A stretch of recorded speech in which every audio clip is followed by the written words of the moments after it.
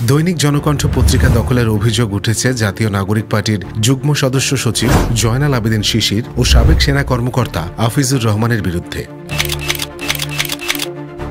আফিজুর রহমানের যোগসাজশেই পত্রিকাটি দখল করা হয়েছে বলে অভিযোগ পত্রিকাটির সম্পাদক, মুদ্রাকর ও প্রকাশক শামিমা এ খানের। উল্লেখ্য যে আফিজুর রহমান গ্লোব জনকণ্ঠ শিল্প পরিবারে প্রধান পরিচালন কর্মকর্তা COO হিসেবে কর্মরত আছেন।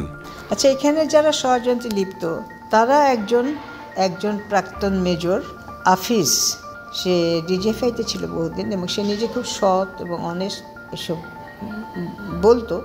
তো যাই হোক, ও প্রথম দিকে ঠিকই ছিল, তো ওর এটা আমরা বুঝতে পারিনি। পরে ওর অ্যাক্টিভিটিস বুঝলাম যে ও আস্তে আস্তে নিয়ে এসে ঢুকালো বিএনপির সেলিমুজ্জামান সেলিমের ওয়াইফ সাবরিনাকে। আমাকে পরিচয় দিল সাবরিনা টিচার, ভালো মানুষ, আপনার এখানে আমাদের ডিজিটাল প্ল্যাটফর্মে সে ভালো কাজ করবে। আমার দরকার ছিল, আমি নিলাম।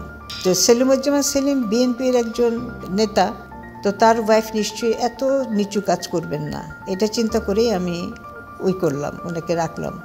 তারপরে আসলো শিশির হচ্ছে এনসিপির, তারও বেশ ভালো একটি আছে। শিশির আসলো, শিশিরও আমি চিন্তা করলাম ঠিক আছে, এখন তো এনসিপির সময়, ও যদি থাকে, আমার যদি কোনো দিকে কোনো সমস্যা হয়, কারণ এখন তো আমাদের পিছনে তো অনেকে অনেক রকমের ষড়যন্ত্র করছে, যদি ও একটু হেল্প করে। কিন্তু এরাই যে আসল ছিল, আরেকজন মীর জসিম, সেও যে বিএনপি করে, আরেকজন হচ্ছে ফারাজি, সে জামায়াত। এই জামায়াত, বিএনপি এবং এনসিপি এবং এই আফিজ, এরা মিলে এই ষড়যন্ত্রটা করছিল অনেক দিন ধরেই। তবে এ নিয়ে পরস্পর বিরোধী অভিযোগ রয়েছে। জানা যায় আগস্ট উপলক্ষে 1 আগস্ট কালো রং ধারণ করেছিল। সম্পাদক শামিমা এ খান আওয়ামী লীগের কর্মসূচির সঙ্গে মিল রেখে পত্রিকার ফেসবুক এবং অনলাইনকে কালো রং করার নির্দেশ দেন। 1 আগস্ট রাত 12টার পর থেকে ফেসবুকের সব ফটো কার্ডকে কালো করা হয়। তাৎক্ষণিক এর প্রতিবাদ জানায় জনকণ্ঠের অন্তত অর্ধশত সাংবাদিক কর্মচারী। এ নিয়ে কোনো কারণ ছাড়া শনিবার 2 আগস্ট দুপুরে 20 সাংবাদিক কর্মচারীকে অব্যাহতির নোটিশ দেওয়া হয়। এর প্রতিবাদে পত্রিকার সব ধরনের কার্যক্রম বন্ধ রেখে কর্মবিরতিতে যায় সাংবাদিক ও কর্মচারীরা। কিন্তু সম্পাদক শামীম এ খান অভিযোগ অস্বীকার করে বলেন, আমি জুলাই যোদ্ধাদের প্রতি সম্মান রেখেই লাল কার্ড করতে নির্দেশ দেই, কিন্তু তারা স্যাবোটাজ করে কালো ফটো কার্ড আপ করেছেন। এখানে আমি ষড়যন্ত্রের শিকার।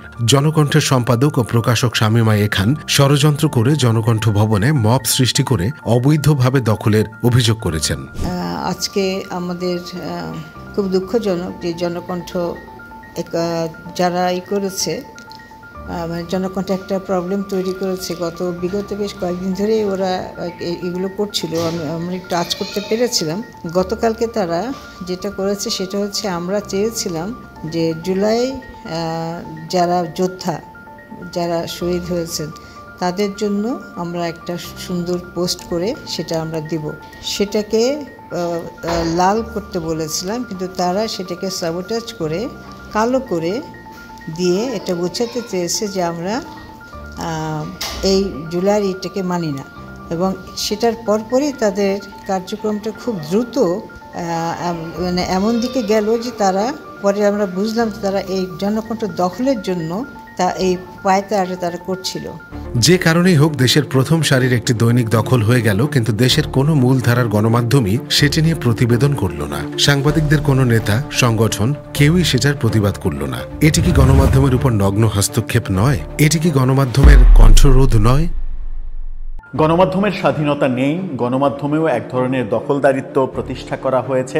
5 আগস্টের পরে বহু গণমাধ্যম অনেকে দখল করে নিয়েছেন, অনেকে চাপ প্রয়োগ করে আগের অনেকের চাকরি বাতিল করে দিয়েছেন। অন্তর্বর্তীকালীন সরকার দায়িত্ব গ্রহণের পর গণমাধ্যমের স্বাধীনতা নিশ্চিত করার কথা হয়। সংবাদ মাধ্যম ও মত প্রকাশের পূর্ণ স্বাধীনতা ইতিমধ্যে নিশ্চিত করা হয়েছে।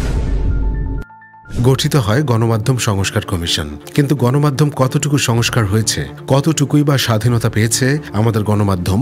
বরং গত 5 আগস্ট রাজনৈতিক পট পরিবর্তনে গণমাধ্যমের উপর আবার নতুন করে হস্তক্ষেপের অভিযোগ ওঠে।